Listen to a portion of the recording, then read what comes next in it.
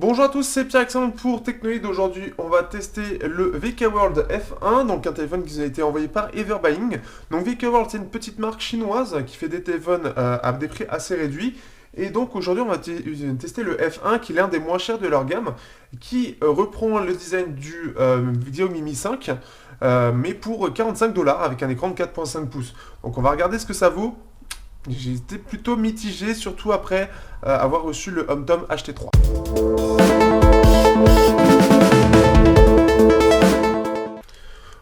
Au niveau du design, on se retrouve avec un téléphone qui reprend en gros les traits du Mi 5, notamment avec ce dos incurvé des deux côtés. On a ici un appareil photo de 8 mégapixels, non de 5 mégapixels, pardon, avec un flash qui n'est pas très bien centré, mais un flash quand même. Sur les bords, donc, on a un bord qui est donc en plastique, qui est fait type métal.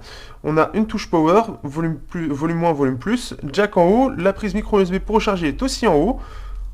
Ici, on se retrouve donc avec rien, et en dessous, on a juste un seul micro. Il faut savoir que l'autre n'y est pas, donc un seul micro pour les conversations. En façade, on a un flash pour l'appareil photo et l'appareil photo, donc 2 mégapixels. On a une grille ici pour le parleur qui fait vraiment brut de décoffrage. On sent que ça n'a pas été très travaillé. Et apparemment, il y a un capteur de luminosité et un capteur de proximité, mais je ne sais pas où est-ce qu'ils sont cachés. Pour aller loin dans la copie, avec du 4.5 pouces, ils sont même allés jusqu'à copier les boutons sensitifs de chez Xiaomi. Donc c'est assez marrant.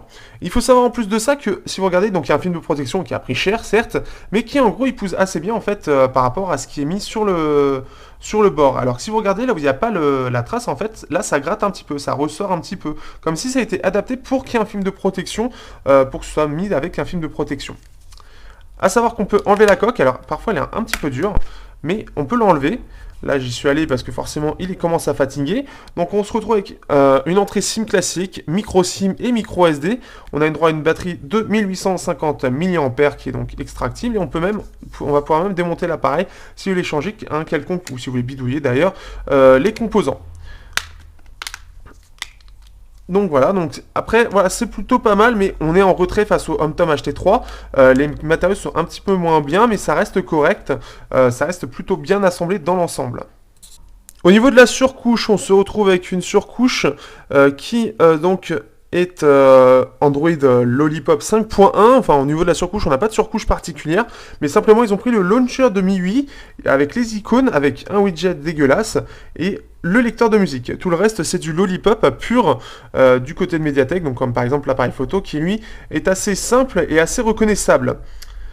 Au niveau des petites choses supplémentaires, on a droit au double tap et tout ce qui est par exemple ici le réveil pour différentes choses, mais par contre nous n'avons pas du tout accès aux options contrairement à d'habitude, donc ça c'est assez étrange, on n'a rien du tout par rapport à ça, donc bon c'est un petit peu bizarre.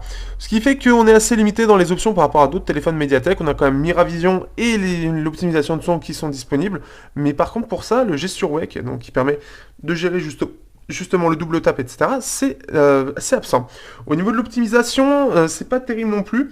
On est moins bien que sur le HomeTom HT3, on a quelque chose qui est moins fluide, moins agréable à utiliser. On sent que c'est un peu plus poussif, moins bien optimisé.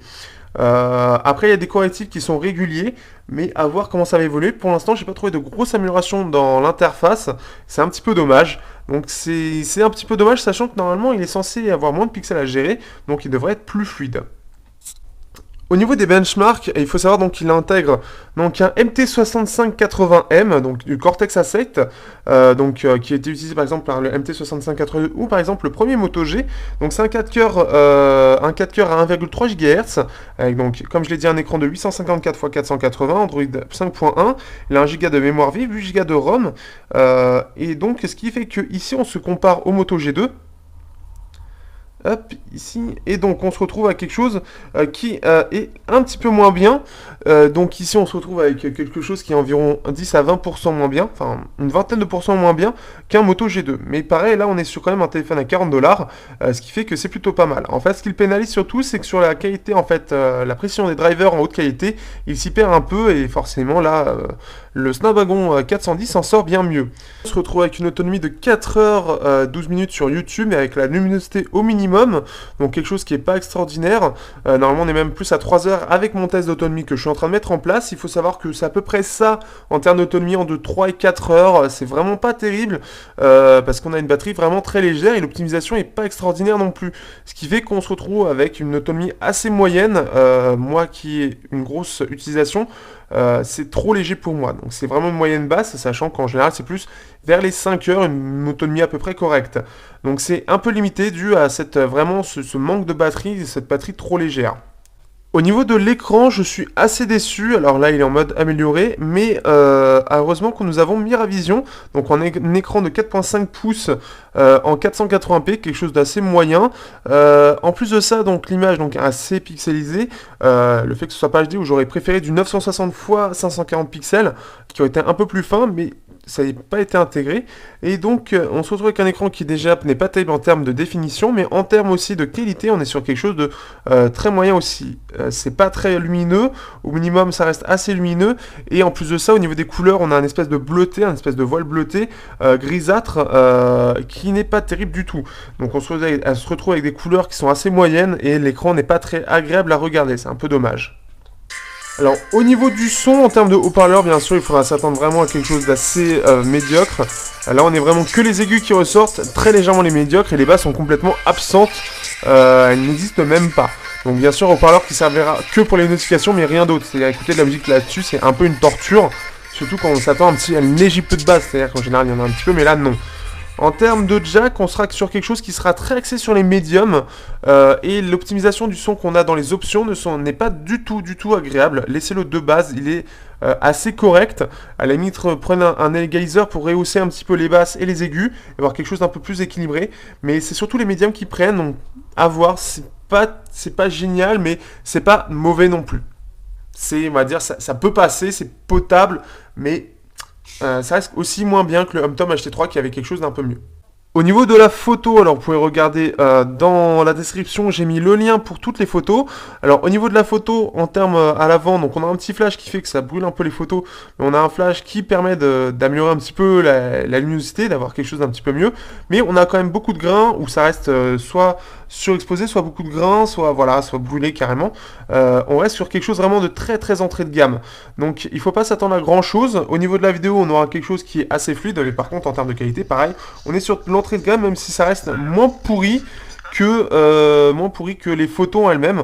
Par exemple, une photo, je trouve que c'est mieux que le HomeTom HT3, mais ça reste du dépannage. On fera jamais des vraies photos avec ça. Et elles sont vraiment difficilement exploitables. Au niveau des jeux, on se retrouve avec un téléphone qui reste accessible pour les jeux. Donc c'est-à-dire que même les derniers jeux, comme vous pouvez voir, Clash Royale et même Vector 2 permettent de jouer sans trop de problèmes. C'est-à-dire que ce qui est plutôt bien, c'est que les derniers jeux sont quand même accessibles même pour un téléphone à 45 $.